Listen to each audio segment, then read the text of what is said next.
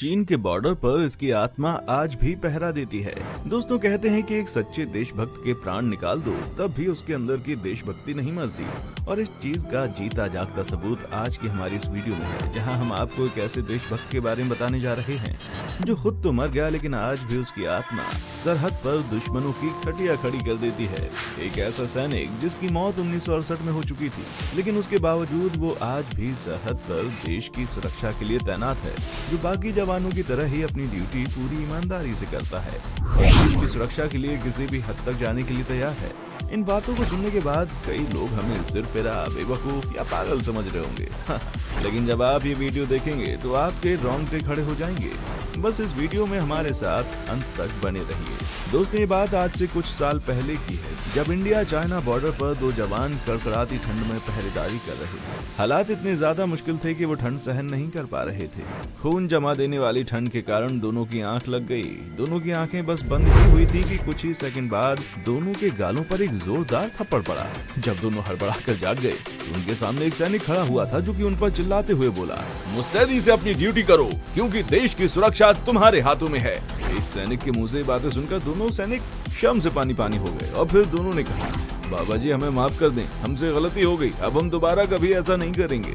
असल में दोस्तों, ये बाबा जी कोई और नहीं बल्कि शहीद हरभजन सिंह थे, जिनकी मृत्यु साल 1968 में हो चुकी थी। लेकिन अपना शरीर त्यागने के बाद भी हरभजन सिंह देश की रक्षा के लिए हमेशा खड़े रहते हैं, और ये कोई पहला या आखिरी किस्सा नहीं है। ऐसे बहुत से किस्से सामने आए हैं और जो इस बात का सबूत देते हैं कि भारत माता का ये वीर पुत्र अपना शरीर तो छोड़ गया, लेकिन भारत माता की सुरक्षा करना नहीं छोड़ पाया। भारत चीन सीमा पर स्थित नाथुला दर्रा एक ऐसी जगह है जहाँ पर साल भर तापमान ठंडा ही रहता है, और ठंड के मौसम में तो यहाँ पर खून जमा देने वाली ठंड पड़ती है। बर्फ से ढकी चोटियों पर कभी पैर फिसलते हैं तो कभी सांसें उखड़ती हैं। इस इलाके में खुद को जिंदा रखना बहुत मुश्किल है, लेकिन हमारे देश के सैनिक फिर भी यहाँ पर डटे रहते हैं, ताकि छोटी आंखों वाले चीनी सैनिक कोई बड़ी साजिश करके घुसपैठ करने की कोशिश न करे।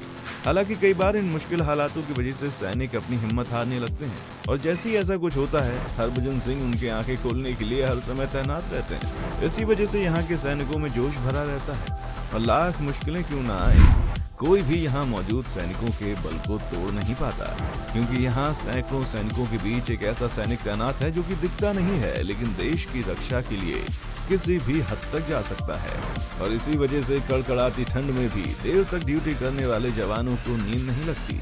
वे पूरी लगन के साथ अपनी ड्यूटी करते हैं, सिर्फ और सिर्फ ये सोचकर कि जब एक सैनिक मरने के बाद भी देश की सुरक्षा कर सकता है, तो वो जीते जी देश के लिए जानलेवा ठंड और थका देने वाले शेड्यूल का सामना तो कर ही सकते हैं। इतनी कोशिशों के बावजूद अगर गलती से किसी की आंख लग जाए तो बाबा का हाथ उनके गाल पर पड़ने के लिए हमेशा तैयार रहता है। सिर्फ इतना ही नहीं दोस्तों, अगर चाइना के जवान घुसपैठ करने की कोशिश करें तो बाबा हरभजन सिंह घोड़े पर सवार होकर उनका रास्ता रोक लेते हैं।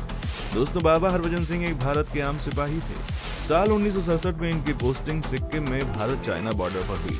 वो अपनी ड्यूटी बड़ी लगन से कर रहे थे, परंतु साल 1968 में वो एक हादसे का शिकार हो गए, जिसकी वजह से उनकी जान चली गई।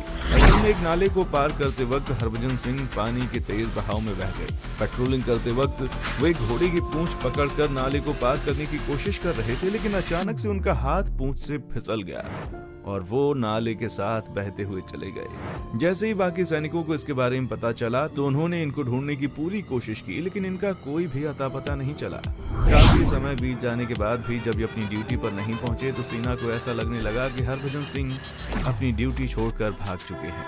यहाँ तक कि भारतीय सेना ने इनको भगोड़ा घोषित कर दिया था। तभी एक रात हरभजन सिंह अपने एक साथी के सपने में आए, और तब जो हुआ उसकी किसी ने कल्पना भी नहीं की थी।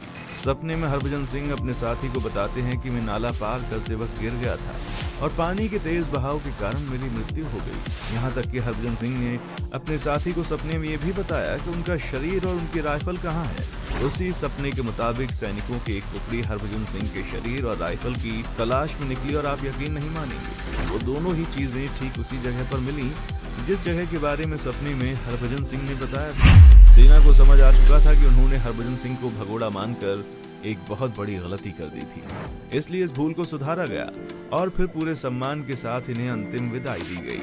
सब चीजें हो गई, लेकिन कुछ दिन के बाद हरभजन सिंह फिर से अपने एक साथी के सपने में आए और फिर से कहा कि मेरा शरीर भले ही खत्म हो गया है, लेकिन मेरी आत्मा हमेशा ड्यूटी पर तैनात रहेगी। भले ही मेरी समाधि बना देना, लेकिन मैं भारत माता की सुरक्षा के लिए खड़ा रहूंगा।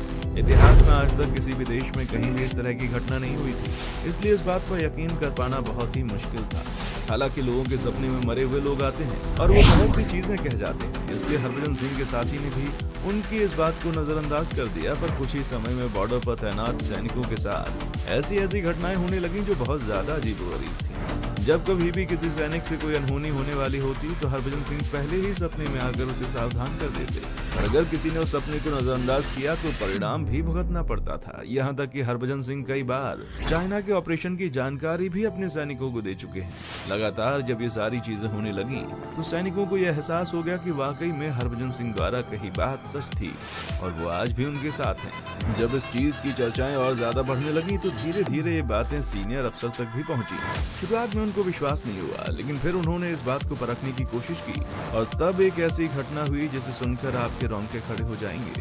हरभजन सिंह ने अपने एक सीनियर ऑफिसर के सपने में आकर कहा कि आपको चाइना की तरफ से एक लेटर आएगा जिसमें मेरी शिकायत होगी, और सपने में बताए अनुसार ही एक लेटर आया जिसमें लिखा था कि आपका एक सैनिक सफेद घोड़े पर सवार होकर रात के समय में बॉर्डर के बेहद करीब आ जाता है और ये बात ठीक नहीं है, उसे रोका जाना चाहिए। अब इस वाक्य के बाद तो हर किसी को यकीन हो गया कि बर्फीले तूफानों के बीच जब सैनिक ड्यूटी कर रहे होते थे तभी उनके बीच एक सिपाही भी मौजूद रहता था जो किसी को नजर नहीं आता था